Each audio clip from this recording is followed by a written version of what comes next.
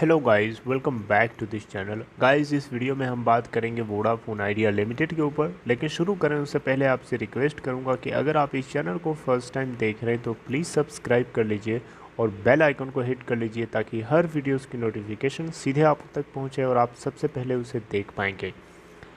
तो गाइस, इस वीडियो में आप लोगों के साथ एक ऐसी बात को शेयर करूँगा जिसको सुनने के बाद आपको लगेगा कि ये कैसे हो सकता है। गाइस, मैं बात करने जा रहा हूँ वोडाफोन आइडिया लिमिटेड के टैरिफ हाइक को लेकर के। अगर जो आज इस वीडियो के अंदर मैं शेयर करूँगा ये चीज़ अगर सच होती है, अगर ये सच होती है तो आप मान के चलिए कि वोडाफोन आइडिया लिमिटेड के लिए ही नहीं बल्कि सारे टेलीकॉम सेक्टर्स के लिए, टेलीकॉम कंपनीज़ के लिए एक अच्छी बात होगी, एक खुशखबरी होगी, एक हेल्दी अर्निंग आएगी इनकी क्वार्टर दर क्वार्टर। स्पेशली हम बात करेंगे यहाँ पे वोडा आइडिया के लिए, क्योंकि सबसे ज़्यादा फाइनेंशियली दिक्कत इसी कंपनी को है। यहाँ आप अपने स्क्रीन पे देखिए, लिखा है Jio might go against market expectations and introduce tariff hikes. ये बात बिल्कुल सच है कि इससे पहले जब टैरिफ हाइक करी गई थी तो सबसे पहला कदम वोडाफोन आइडिया ने ही उठाया था।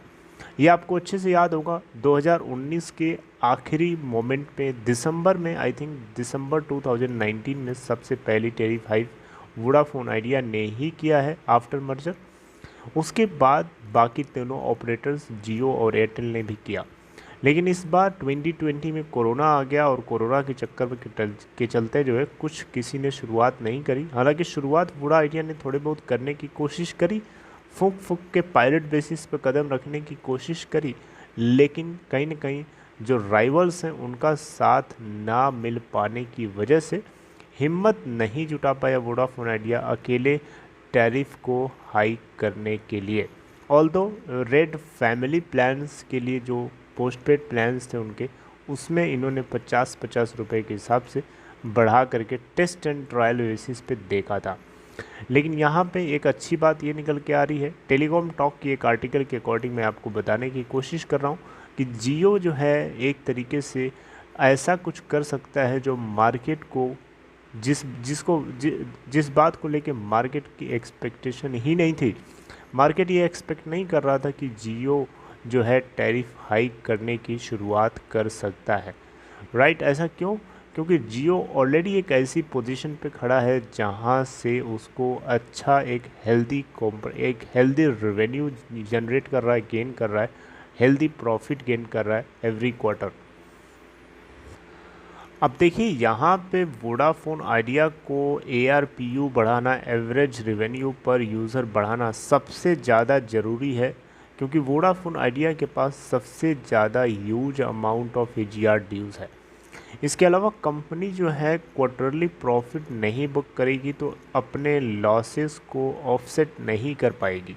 इसके लिए एनी हाउ कंपनी को प्रॉफिट बुक करना ही पड़ेगा और उसके लिए यही एक चारा है कि ये एवरेज रेवेन्यू पर यूज़र को बढ़ाएं, और उसके लिए इनको अपने टैरिफ में हाइक करवाना पड़ेगा।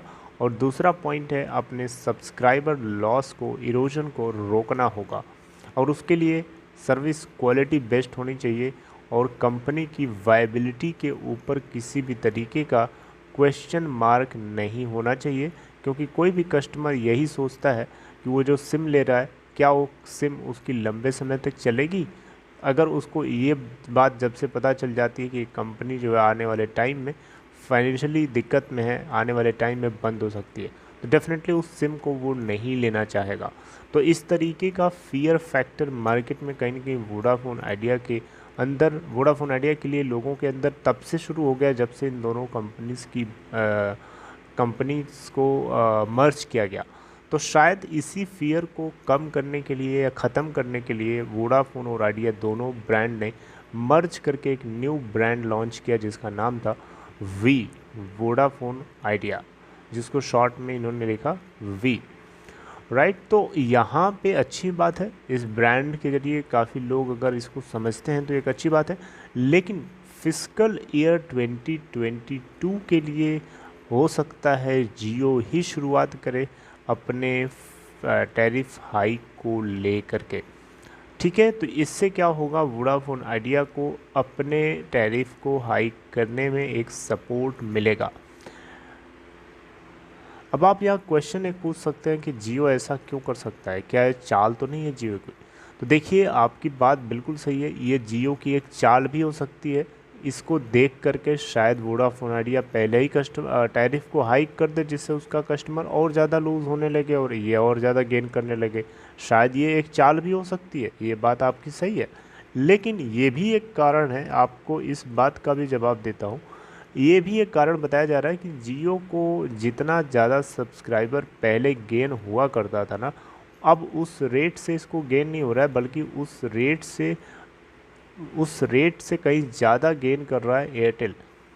जियो को उतना ज़्यादा अब फ़ायदा नहीं हो रहा है कस्टमर्स को गेन करने में। कस्टमर गेन इनफैक्ट जियो में होना ऑलमोस्ट कांस्टेंट होते होते अब ख़त्म हो रहा है धीरे धीरे, लेकिन एयरटेल का अभी भी बना हुआ है।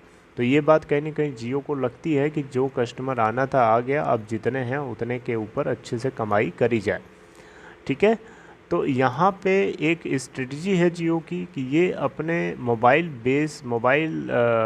टावर को यूज़ करने वाले या मोबाइल नेटवर्क यूज़ करने वालों को ये जो है उसमें कन्वर्ट करता है, जियो फाइबर और जो भी है FTTH करके जो होता है ना, fibre to the home segment में कन्वर्ट करने की कोशिश करता है, ताकि इसको वहाँ से रेवेन्यू मिलता रहे और किसी भी तरीके का खतरा ना रहे। एक सिक्योर्ड कस्टमर बनाने की कोशिश करता रहा है हमेशा से। ये इसकी बहुत अच्छी प्लानिंग है और यही प्लानिंग वोडा आइडिया को भी अपनानी चाहिए, राइट। तो मेरे हिसाब से ये बात जो है अगर सच होती है तो अच्छी बात होगी वोडा आइडिया के लिए, और वोडा आइडिया के लिए ये नहीं है बल्कि पूरे टेलीकॉम सेक्टर के लिए एक अच्छी बात हो सकती है, राइट। और जिस दिन से ऐसा होता है ARPU जो है वोडा आइडिया का भी बढ़ेगा। 121 निकल के आया था दिसंबर क्वार्टर के लिए, अब देखते हैं कि मार्च क्वार्टर के लिए क्या निकल के आता है। 121 निकला था, उससे पहले सितंबर क्वार्टर के लिए 119 था, और देखते हैं कि मार्च क्वार्टर के लिए 121 से ऊपर जाता है या नीचे जाता है। उम्मीद तो यही रहेगी कि ऊपर जाए, ताकि ये अपने धीरे धीरे फाइनेंशियल्स को सुधारें और कंपनी को एनी हाउ मार्केट में 3 कॉम्पिटिटर्स स्ट्रांगली बने रहें, ताकि क्वालिटी के साथ कस्टमर्स को कॉम्प्रोमाइज़ ना करना पड़े। आपको क्या लगता है, इसके पीछे कोई स्ट्रेटजी है जियो की, या फिर ये एक जेन्युइन रीज़न हो सकता है? जेन्युइन रीज़न है या फिर एक स्ट्रेटजी है? आप जो भी आपको लगता है आप मुझे कमेंट बॉक्स में बताना चाहें तो बता सकते हैं। मैं आपके भी पॉइंट ऑफ व्यू को या आपके आइडिया को जानने की कोशिश करूँगा। तो इस वीडियो में इतना ही गाइस। आई होप कि आपको ये इन्फॉर्मेशन समझ में आई, और आई होप कि ये इन्फॉर्मेशन जो है कहीं ना कहीं से आपको लगा कि हाँ एक इम्पॉर्टेंट थी, जानने वाली थी, डिस्कस करने वाली थी।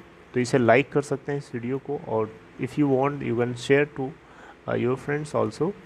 And if you are interested to open Demat account or trading account, you can follow the link given in description box of this video. You can click on that link to open an account in Upstock. See you guys next time updating something new.